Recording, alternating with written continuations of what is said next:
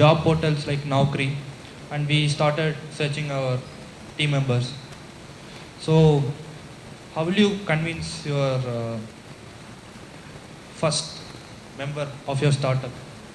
That's by promising them the value addition. Trust me, salary is not that important when it comes to a startup. And yeah, startups are like our startup is full of ups and downs, and our employees should stay all these ups and downs. And main thing which we focused is uh, we made sure that they shared our DNA, our vision, and most important thing is we involved our employees in team interaction, which helped to know others better. So it's about how we carried our market. So first of all, we try to search the context to net. We started approaching professors. Then we started roaming outside just to reach the who are our target customers. So after reaching them, you have to convince them like what is your product, how much are you willing to pay for our product. So these details we use to gather, and what are the we have to know what are the essential gaps in the market. So yeah, so first of all, like we'll ensure that customers know about our product before telling like even before our product is ready, like we will used to approach the market and we'll try to gather the market data. So these are our clients. So real estate marketing, we'll be using our drones to take aerial images of real estate buildings, and they'll be using for the marketing purpose. And second key area is film industry. So nowadays, recently, this year alone, around 5 movies they use this kind of drones, and they complain that it's the drones which they are using is very costly, and they are importing from outside India. And third one is wildlife photographers and media. So these are the potential clients we reach as of now. So yeah, why I showed this picture is like how the people are so crazy about these drones outside India.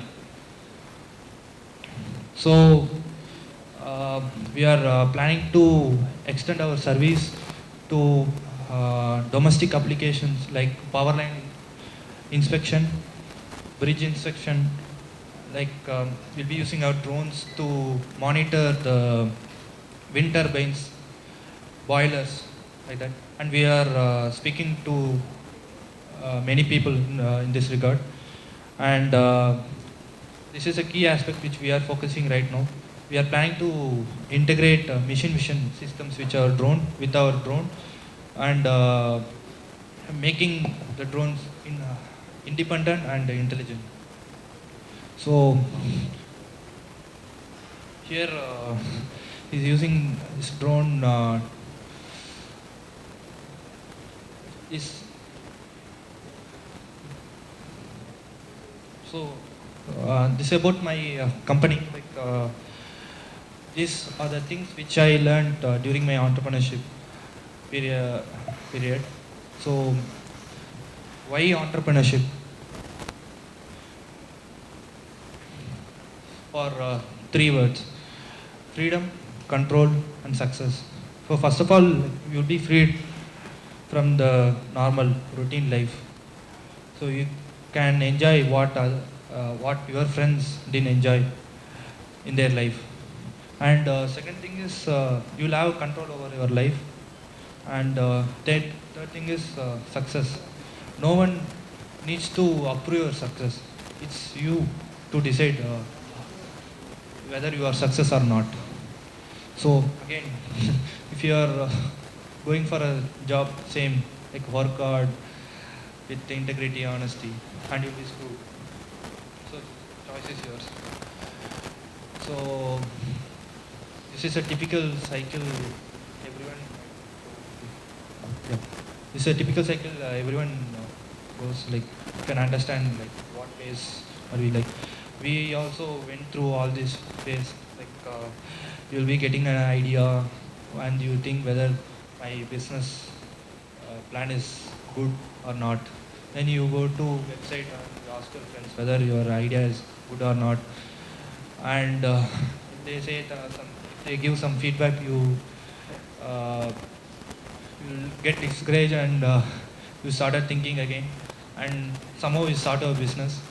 And once you start a business and reach the market, then only like you'll understand there are many competitors in the field. And you started like thinking whether my idea is really worthy. And finally, like in this stage, like when you start cycling this process, surely like you'll get the crunch of entrepreneurship.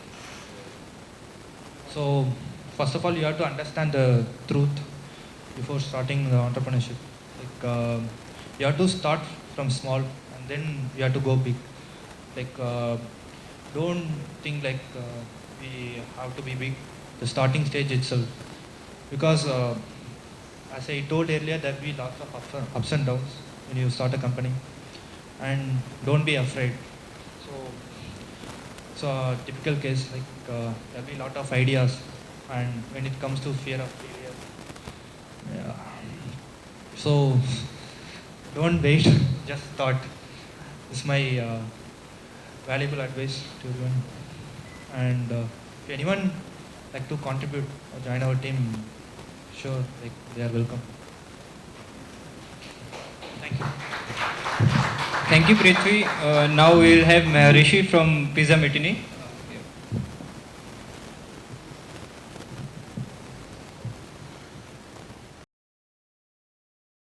Just talk about a few general startup stuff, and then I'll keep it as short as possible, and then I'll take questions from you guys regarding Pizza Mutiny Notebook. So, do you guys want me to go through Pizza Mutiny Notebooks, or it's fine with you guys?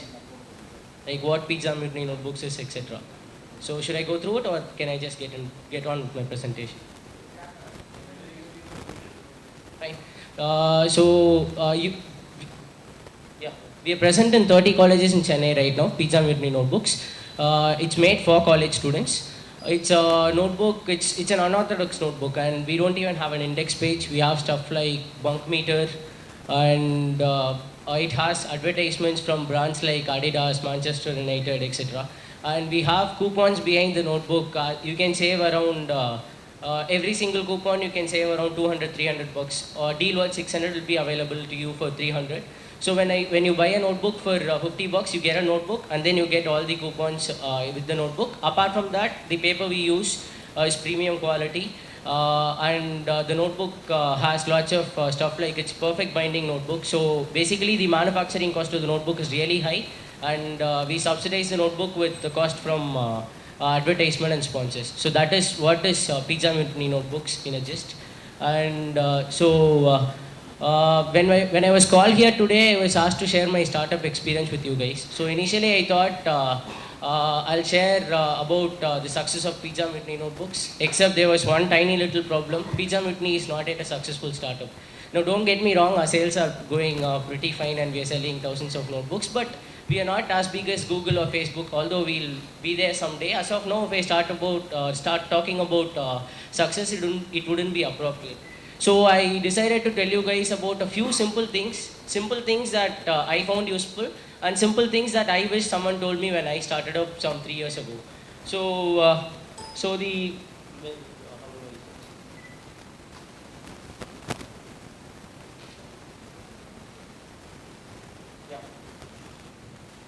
So this is a quote that I like a lot.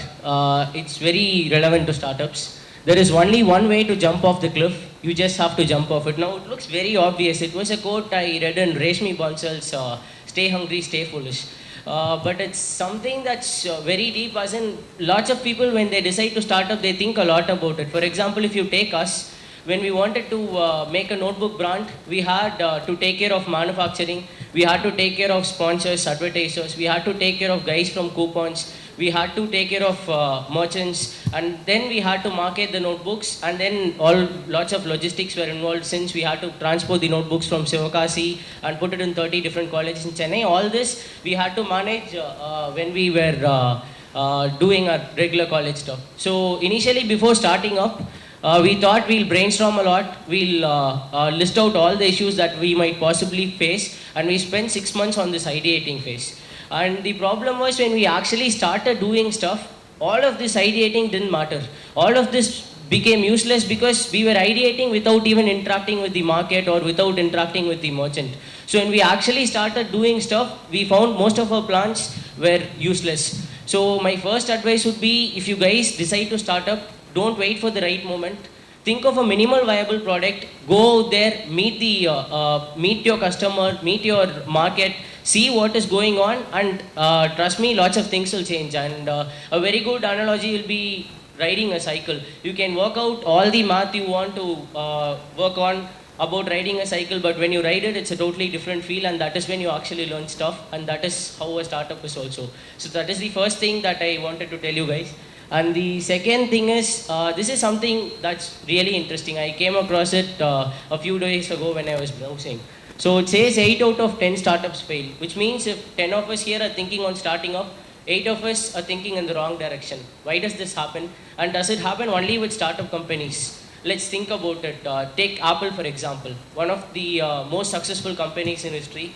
And they've given us products like iPhone, iPad, etc. But the same company has also given products like Apple III, Apple Macintosh, Apple Lisa, and then G4 Cube, which were utter commercial flops. Now, so what does this tell us? For one, it tells you that you can afford to fail, and even if you fail once or twice, you can still make it to a stage like Apple. But that is like the concept of an inspirational movie, and right now we'll not go over there. Second, it raises a very important question. And the question is, what if you're making something that nobody wants? Let's say you're inclined towards an idea and you're working on an idea. Now, how do you know you're making something that people are going to want and people will find useful?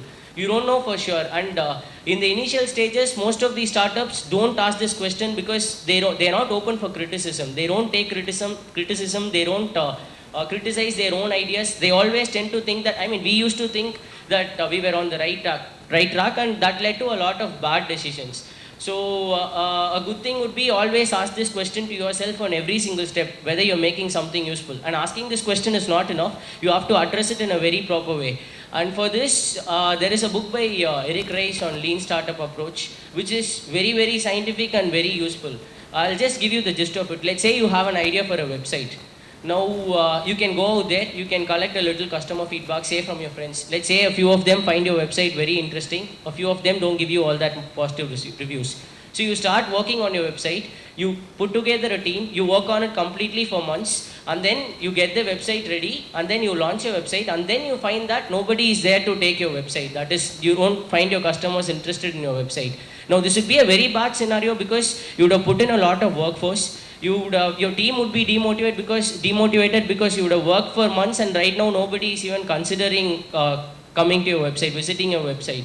And worst part is you wouldn't learn much from it except how to build a website, which is not much. You wouldn't learn much on the entrepreneurship side. So what would be a better way to do this is, let's say you put your ideas into a very nice ad explaining what your concept is, and you just have a home page which says our website will be launched in say a few months, and then run your ad in different places and see how many people actually click your ad. That way you'll be able to validate your idea long before you start working on it. You don't have to waste any workforce. And similarly, always have a minimal viable product, set small targets, achieve them, consider what your status is, analyze the situation, and then keep building your product. That will be a better way to do things. So that is the second thing that I wanted to tell you. And the last and final thing is college is the best time to screw up. Now we get a lot of questions from people as to whether college would be the ideal time to start up. Now when you start up, you are not going to be making money for the initial few months, and also you will have to take a lot of risks. You will have to make a lot of decisions with a lot of uncertainties, and also you will make a lot of mistakes. So all this is, if you go out of college, all these decisions would be very difficult for you. So if any of you considering a startup, the best thing to do would be start up right now and do all the mistakes right now, so that when you pass out, you will have a decent option to consider apart from your placements. Because I've known quite a few guys who wanted to start up but ended up going sitting in a placement and going for a job because they were not sure whether they would be able to succeed in a startup. So if you don't want to face that situation, it's better you start up right now and take the risks, learn a lot of stuff. And in any case, it'll be better than your average internship. Trust me, and on this, it'll be, you'll learn a lot. So that's it. I wanted to tell you guys. And if you guys want to ask any questions on Pizza Mutiny notebooks, I'll take them. So no questions. Okay. Thanks, Maharishi. Now I'll invite all the startups to come on the stage. So guys, if you have any question, you can ask them.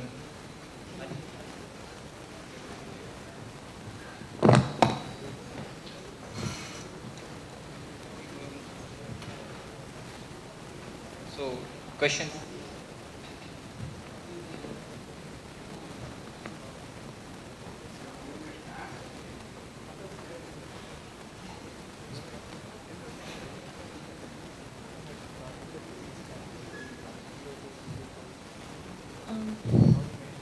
Arun? Yeah.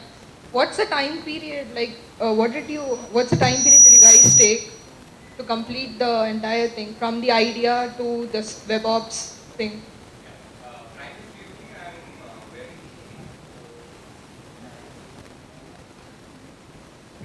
Yeah, I'm very little bit not very good at teamwork and team management kind of thing. So what I did was, I know designing. I started my graphic designing in